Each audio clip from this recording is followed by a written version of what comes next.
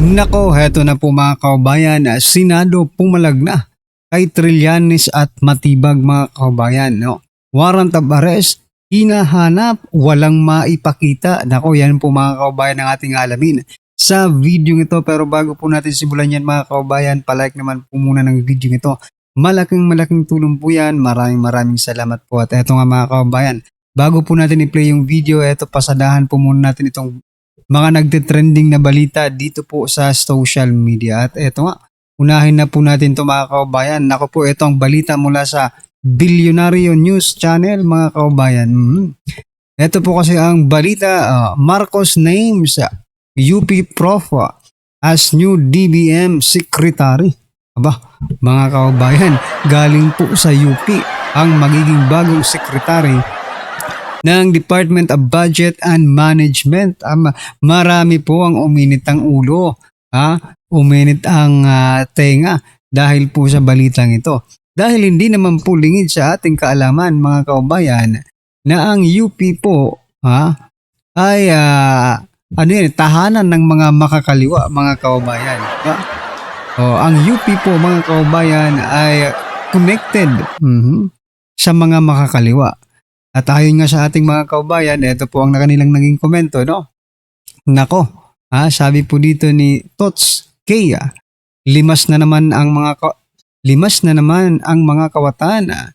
God save the Philippines. Ayan, happy ang mga makabayan black niyan.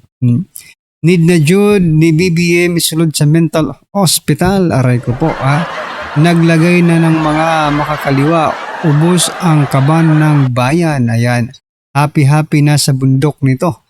Aba, grabe yung mga komento ano nang nangyayari? Kanya-kanya na ang alisan ng ang involved. Oo nga, bakit umalis ang DBM? Siya ang isa rin sa mga tinuturing, no? Na malaking isda. Diyan po sa flood control scam na yan, di ba? Bakit umalis ang DBM? Takot po ba sila? Or may something mga kababayan, hindi natin masabi bakit ka umalis DBM. Dahil ba may bagong liderato? Dahil ba may bagong liderato na ang Senado? At maaaring magbago na ang takbo. Kasi maaaring si Senator Rodante Marcoleta na ang mamuno, mga kababayan, sa BRC. Kaya ba kayo tumatakbo? Kaya ba kayo nagsisipulasan na? Nako po Pero hindi kayo makakatakas sa batas, di ba?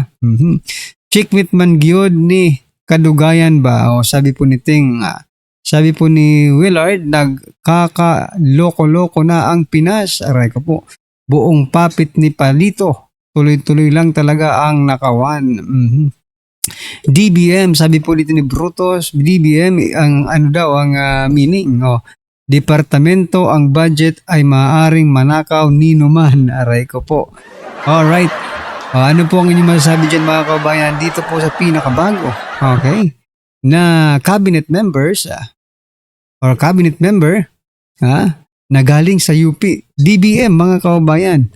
Siya po ang hawak sa budget ng Pilipinas. Pero ang bata pa nito ang bata pa tingnan diba? Tingnan nyo. Ilang taon na kaya ito mga kababayan? Baka mabudol-budol lang tayo dito kasi you know what? Diba? Pag kulang ka pa sa experience sa bagay, dito siya matututo, diba? Dito siya matututo. This is the experience na mga kababayan kung paano ang mangwarakot. Aray ko po. Anyway, ano pong inyong opinion dyan mga kababayan? Just comment down below. At eto, yung sunod po nating ipapakita mga kababayan, talagang nabulol tayo Ako, feeling ko nagtitiwala na ako sa taong ito dati no? Dahil sa kanyang mga pananalita. Ito, pakita ko po sa inyo Dahil po sa kanyang pananalita, di ba? Ang galing-galing magsalita ng taong ito mga kababayan. Ayun pala, wala rin prinsipyo. Opo. Etong taong ito, si Representative Ili San Fernando. Diba? Napakagaling magsalita nito mga kababayan. Hindi ko alam kung yung pagsasalita niya ay may kasamang prinsipyo. Ito po kasi mga kababayan ang balita patungkol sa kanya. Sabi niya po, hindi kami takot mawalan ng boto Ayon po yan kay Representative Eli San Fernando, matapos po siyang bumoto pabor sa impeachment laban kay BP Sara. Parang naghahamon ng taong ito. Ha? Parang naghahamon po ang taong ito kasi sa sinasabi niyang hindi kami takot mawalan ng boto. Okay? Okay, see you soon. Diba? Oh, markahan na po natin to mga kaubayan. Ha? Markahan na po natin ang taong ito sa susunod na eleksyon. Wag na po nating tangkain pang iboto ito. Di ba? Wag na po mga kaubayan kung pwede lang. Kasi nakikita naman po natin, no? Iba po yung kanilang sinasabi sa kanilang ginagawa. Akala ko ba anti-corruption kayo? Di ba? Galit na galit ka pa, walang hiya ka, tapos boboto ka rin pala ng yes. Yeah. Ito pong naging komento ng ating mga kabayan patungkol dyan mga karibin natin. Sabi po dito, lumitaw na ang tunay na kulay kahit baguhan pa lang. Sabi po ni Nel, oo nga nambubudol lang itong si Ilis, ang tawag si pangalan nito? Si Fernando, San Fernando. Nambubudol lang. Ang botong yes with strong maleta backup real talk. Yun ang totoo. Hindi ka natatakot na mawala ng boto kasi mali-maleta na. Mali-maleta na Eli San Fernando ang nakuha mo at makukuha ng partido mo. Diba? Ng party list nyo. Diba? Yun ang totoo. Huwag na tayong maglukuhan. Bumoto kayo dahil sa ganyan, no? Ganyan. Sa malita, huwag pa-prinsip-prinsipyo ka pa malang iya ka. Diba? Ito pa po ang sabi dito mga kabayan. Last mo na yan, Kong. Correct, last mo na yan. Hindi ka natatakot dahil paldo-paldo ka na sa boto mong yes. Correct. Nakakainit ng ulo ito kasi sa tagal-tagal kong pinanunood ito mga kabayan, parang feeling ko, talaga, makabayan talaga ito, parang pro mahihirap to. Di ba? Tagapagtanggol ng mga mahihirap. Walang iya, ganun din pala. Leftist yan, corned beef din. Yun na nga, di ba? Leftist pala ito. Nako po, kaya naman pala. DBM, makakaliwa din. Ngayon, talagang paldo-paldo itong mga makakaliwa ngayon Noted yan sa 2028, sabi po ni Noel. Noted ka na sa amin. Markado ka na. Eli San Fernando, markado ka na sa amin. Yan ang tandaan mo, okay? Another crooks caught in the house before he is into the poor. What happened, Kong? Oo nga. Dati para ka sa mga mahihirap. Ngayon, bakit ganun? Yun nga ang sabi ko. Diba? Nabudlo tayo. Mabuti na lang at ngayon pa lang, maaga pa lang. Maaga pa lang ay nagpakita ka na ng totoo mong kulay. Diba? Anyway, ano po ang inyong masasabi dyan mga kabayan? Dito po.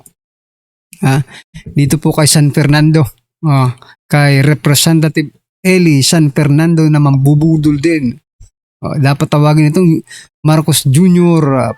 2.0. Ayan, mambubudol. Diba? Anyway, bago po natin i-play yung video mga kabayan, ito pasadahan lang po natin itong si Ping Lacson. Gusto ko lang i-share ito mga kabayan. Sabi niya po kasi dito, pangit ang leadership change sa Senado. Anong masasabi niyo ang naisip? Bigla kong first impression nung nabasa ko to, mas pangit yung sa inyo. Diba? Mas pangit yung liderato ninyo. Kaysa sa liderato ngayon. Hindi pa nga nagsisimula, pangit na. Diba? Yung change daw, okay? Yung pagpapalit. Kahit ano pang sabihin mo, may masasabi ka kasi isa ka sa masisibak dyan Diba? Buti na lang. Buti na lang talaga at nag-change ng leadership. Hindi nyo kasi hindi nyo inasahan. Akala nyo Lacson, hawak nyo pa rin, no? Kayo pa rin ang makapangyarihan dyan sa Senado. Nagbago po. Nagbago po yung iba. Kasi ginigipit na Ginigipit po yung kanilang mga anak, di ba? Yung kanilang mga negosyo. Kaya yan. Ibig sabihin lang nito, there is no there is no permanent in this world mga kaubayan. Kung ngayon, kayo ang makapangyarihan, hindi natin alam. Maybe seconds lang. Wala na rin kayo dyan. Di ba? Ito pong naging komento ng ating mga kaubayan patungkol dyan mga kaubayan. Sabi po dito, ganyan din naman naging action nyo nung may flood control scandal. Oo nga. Pinky Musta Blue Ribbon Committee. Ayan. Tama lang na magbagong leadership sa Senado kasi walang patutunguhan yung dating pamumuno, lalo na sa flood control scam. Na wala ang resulta, walang nakulong. Sana ngayon meron na. Yan po nga abangan natin mga kababayan kung meron bang makukulong, kung may ano ba talagang mangyayari dito sa flood control scam sa bagong liderato ng Senado. Alright mga kababayan, eto pasadahan na po natin ang video, no? Ito po hinanapan po ng warrant of arrest itong si si Matibag at si Trillanes. Sinasabi daw wala naman palang warrant of arrest. Ito pakinggan po natin 'to mga kababayan. Mas naniniwala po ako sa dating Pangulo natin, Senator Soto, sa kanyang sinabi. Nung tinanong ko po siya kahapon habang nagmimerienda po tayo, nung tayo nakasuspindi pa, sabi ko, Mr. SP, nung pinuntahan ka ba ng NBI, pinakita sa'yo yung warrant of arrest? Nakita mo ba? Hindi, sabi niya. Ako po naniniwala na talagang hindi nila ipinakita yung warrant of arrest sa ating dating Pangulo ng Senado. Ang ating pong miyembro ng press, Mr. President, mahilig lang silang tanong ng tanong pero yung basic yun ang ayaw nilang tanongin Halimbawa si Trillanes, pinawagayway niya, ito yung warrant of ayaw man lang. Bakit hindi nila suriin? Pwede po bang makakuha ng kopya niyan? Kasi po kahapon, Sir President, Your Honor, nung makausap natin ng NBI Director, pwede mo ba kaming bigyan ng kopya ng warrant of arrest? Pwede mo rin ba kaming bigyan ng communication between the ICC and the Interpol? Sapagkat ang Interpol, ang karaniwang ginagamit po nila para i-execute yung warrant ng kanilang in-issue. Yung namang Interpol, gagamitin po niya yung counterpart dito sa ating bansa, ito po yung PCTC. So sabi ko, bigyan mo rin kami ng communication mula sa Interpol papunta sa PCTC. At mula sa PCTC, meron silang sulat din sa inyo at kayo nga ang dineputize para i-serve yung warrant of arrest kay Senator Bato. Maliwanag po yung sagot niya, Mr. President, Your Honor. Opo.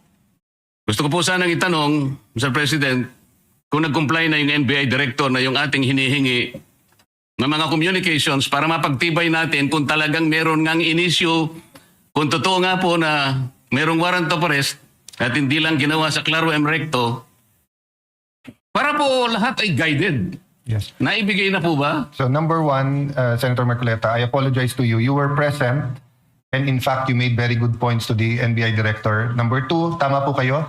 He promised to officially communicate the warrant and I told him he is welcome to serve the warrant. The issue is the actual arrest. So I asked my staff as to my office, wala. To our secretariat, may na-receive ba tayo from the NBI?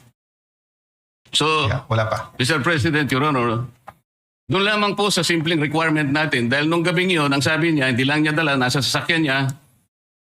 So hindi lang natin siya pinilit dahil yung sasakyan niya nasa labas. Pero, Mr. President, Your Honor, alas 5 na po Yung po bang mga requirements na yun, simpleng-simple po para matukoy lang natin kung talagang merong warrant of arrest.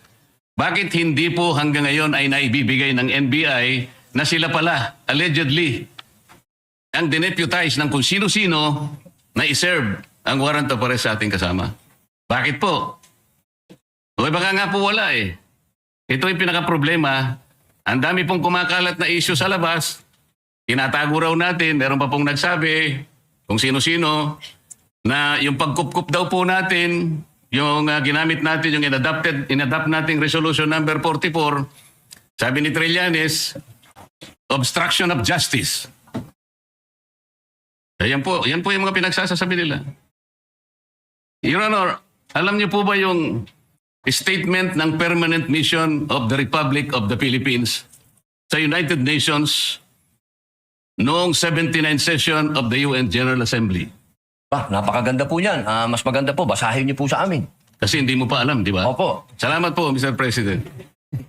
Ito po kasi may kaugnayan sa pinag-uusapan natin Ito pong 79th session of the UN General Assembly ay may kinalaman po sa pagde-define ng scope, and application of the principle of universal jurisdiction. Ito po yung naganap, Mr. President, on October 16, 2024.